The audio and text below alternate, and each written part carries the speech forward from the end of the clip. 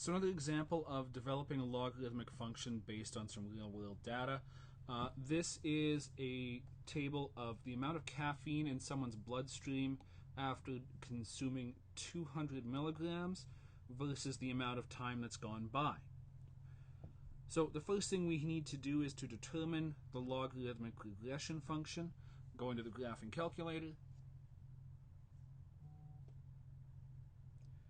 input in the data, we go stat and edit, and I have pre-filled the first column in here just to save some time. Again, pause the video now to input the data if you need to.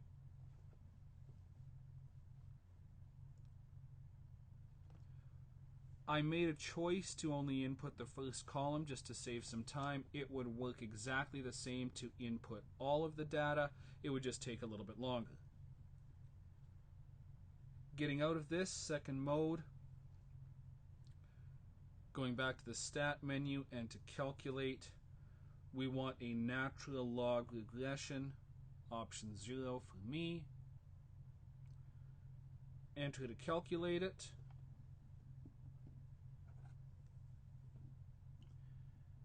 And I'll just flip over to a clean page, which actually has question B on it.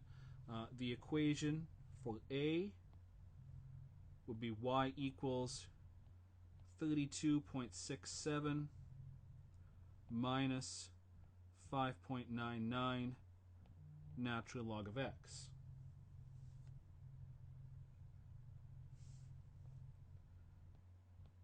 Question B is to determine the time it takes for an average person to metabolize 50% of the caffeine in their bloodstream.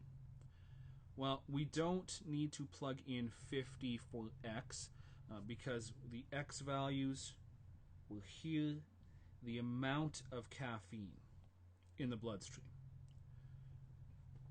So we need to know how much caffeine is in the bloodstream when 50% of it has been metabolized. Well, since each person ingested 200 milligrams, 50% of that would be 100 milligrams of caffeine.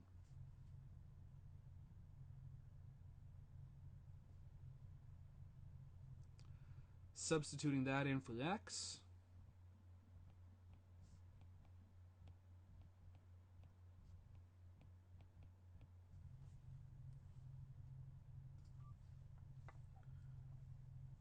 going ahead and calculating that out,